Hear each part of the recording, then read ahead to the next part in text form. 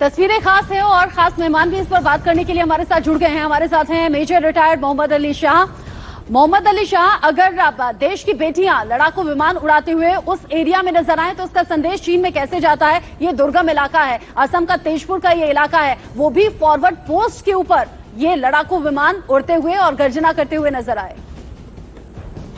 बिल्कुल रचना जी, ये संदेश जब देश की बेटियां लड़ाकू विमान चीन के बॉर्डर पे, सरहदों पे उड़ती हुई नजर आती हैं और देश की बहादुर बेटी रचना बंसल जब ये संदेश वहां तक पहुंचा रही हैं तो ये कड़क संदेश जाता है। बिल्कुल चीन को, दुश्मन को थोड़ा कांपने की जरूरत है। और हमने जैसे सुना, बिल्कुल मेरे ब्रदर ऑफिसर ने वहां पे बोला, बहा हुआ पसीना युद्ध में खून बचाता है। और हमारे पास बहुत बहादुर जाबाज बेटियां हैं जो कि फौज में हैं। अभी अभी मैं एक पीएसआई का बूट कैंप करके आया हूं जहां पे एयरफोर्स की स्क्वाड्रन लीडर दिलशाद मास्टर वो एयरफोर्स में थी, वो थी स्क्वाड्रन लीडर मीना अरोड़ा, कई एयरफोर्स ऑफिसर हैं जो हमारे देश की शान है। और ये वही काबिलियत रखती हैं जितना कोई भी मेल ऑफिसर, चाहे मैं या कोई भी ऑफिसर रखता हो। तो जी हाँ, जब SU-30 हवा में दिखते हैं तो चीन देखता है तो वो थोड़ा कांपता है, चीन के होश उड़ जाते हैं बिल्कुल उस टाइम पे। तो बिल्कुल इसमें कोई शक की बात नहीं है कि इसमें बहुत ही शान की बात है हिंदुस्तान के लिए और चीन के लिए एक घबराने की बात इसमें 100% है। रचना जी, आपने तो खुद मेजर के तौर पर सर्विसेज दी हैं, मेजर शाह का दिल कैसे गदगद है आज इन तस्वीरों को देखकर? भाई मेरा सीना चौड़ा हो जाता है, क्योंकि एक बात और है, 2008 में जब मैं दिल्ली आया था यहाँ पे 26 जनवरी की परेड कमांड करने के लिए, तो मैंने एक प्रस्ताव रखा था कि क्यों ना एक महिला ऑफिसर को भी परेड का कमांडर की अपॉइंटमेंट कभी दी जाए। तब तो खैर ये मैं बहुत जूनियर था सर्विस में, उसके बाद में जब टीवी पे बोलने लग गया। अब जाके 2019 में पहली मर्तबा एक लेडी ऑफिसर परेड कमांड करी थी।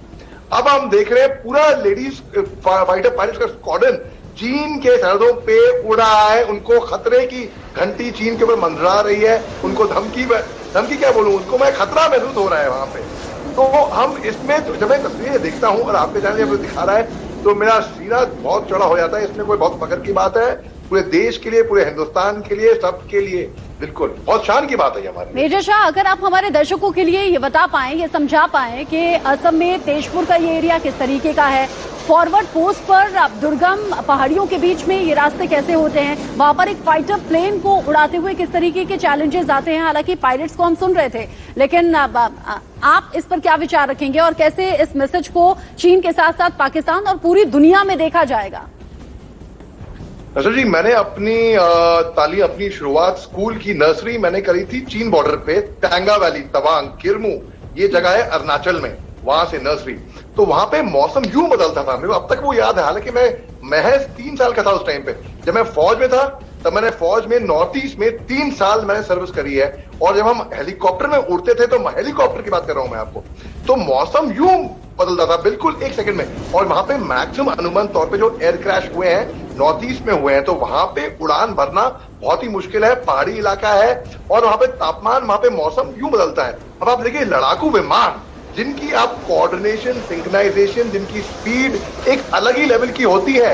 मैंने आपको हेलीकॉप्टर की बात बताई, जब मैं हेलीकॉप्टर में उड़ा करता था अपने GOC साहब के साथ। अब आप देखिए वहां पे मुश्किल है बहुत, वो टेरेन, वहां का जो डेमोग्राफी है, टोपोग्राफी है, मुश्किल तो है वो। अब आप देखिए वहां पे जब हमारे देश की महिला, हमारे देश की बहादुर लेडीज जब ये संदेश पहुंचाती हैं, चीन कोई नहीं, दुनिया को दिख रहा है कि हिंदुस्तान कैसे ताकतवर बन रहा है और कैसे आगे आगे जाके और तरक्की कर रहा है। और मैं तो ये कामना करता हूं कि और आगे बढ़े हिंदुस्तान। जय हिंद। मेजर शाह, इन तस्वीरों को देखने के बाद सीना गदगद है और मुझे लगता है कि हर देशवासी का सीना अब तो 56 इंच का जरूर हो गया होगा। लेकिन गलवान घाटी में जिस तरीके से भारत और चीन के सैनिक आपस में झड़प की तस्वीरें सामने आई थी, कैसे चीन को पीछे धकेला गया था, कैसे चीन को भारी नुकसान हुआ था, यह हम सबके जहन में अभी तक ताजा है। उसके बावजूद चीन का अड़ियलपन हमने कई पॉइंट्स पे देखा है, कई पॉइंट्स ऐसे जहां पर तनाव को चीन ने बढ़ाया या फिर उसे दूर नहीं होने दिया। लेकिन पिछले दिनों आपसी रजामंदी से ही चीनी सैनिक पीछे हटे हैं। कई ऐसे तनाव के पॉइंट्स हैं जहां से चीन ने कदम पीछे खींचे हैं। उसके बाद ये तस्वीरें, उसके बाद महिला पायलट्स SU-30 से उड़ान भरती हुई, गर्जना करती हुई। जी बिल्कुल, देखिए SU की मीटिंग हुई थी अभी है, और SU की मीटिंग में हिंदुस्तान एक मेजर पार्टनर है। तो चीन को भी इस बात की फिक्र थी कि अगर वो पीछे नहीं हटते हैं और अगर हिंदुस्तान ऐसी समिट में भाग नहीं लेता है तो इसमें इनका कबाड़ा मच जाएगा, पहली बात तो। दूसरी बात, अब हम फाइटर पायलट्स की बात करते हैं। अब हम ये बोलते हैं कि जो चीन जो है ना, जो बॉर्डर इंडो टिबेटन बॉर्डर है, तो इसमें हिंदुस्तान का बहुत फायदा भी है और चीन का नुकसान भी है एक और वजह से। वो वजह ये है कि वहां का जो ऑल्टीट्यूड है वो ऐसा है कि जब चीनी जहाज टेक ऑफ करते हैं तो हाफ पेलोड ऑफ फ्यूल, यानी कि उनकी जो फ्यूल की जो टैंक की टंकी है उसमें पूरा फ्यूल नहीं आता है, केवल आधा आता है, क्योंकि उनकी ऑल्टीट्यूड की वजह से। उससे क्या होगा, नतीजा ये होगा कि जो जहाज है वो पूरी उड़ान नहीं भर पाएगा, आधे रास्ते आधी उड़ान भरने की क्षमता होगी उसकी। यानी कि जैसे कि हम अपनी गाड़ी में पेट्रोल भर के अगर हम दिल्ली से जा रहे हैं उदयपुर, तो अगर टैंक में पेट्रोल फुल नहीं है तो पूरे रास्ते हम जा नहीं पाएंगे। तो उस तरीके से चीन को एक डिसएडवांटेज वहां पे भी है। अब उन पे और खतरे की घंटी मंडरा गई। ऊपर से चाइनीज जनरल्स ने हमारे हाई ऑल्टीट्यूड वॉरफेयर के बारे में डॉक्यूमेंट भी किया है, किताबों में लिखा भी है कि भाई हिंदुस्तान की सेना बहुत बहादुर है, उनकी जो हाई ऑल्टीट्यूड वॉरफेयर टैक्टिक्स हैं वो काबिले तारीफ है। और मैं बताऊं आपको कि ये एक साइकोलॉजिकल इंप्रेशन जाता है कि चीन हमसे बहुत ताकतवर है, क्योंकि चीन हमसे 4 गुना ज्यादा डिफेंस बजट में खर्च करता है। लेकिन ऐसा है नहीं, ये मिथ अच्छा किया आप लोग तोड़ रहे हैं, और मैं दाग देता हूं आपकी और आपके चैनल की, ये मिथ आप तोड़ रहे हैं, लोगों तक पहुंचाना है कि नहीं।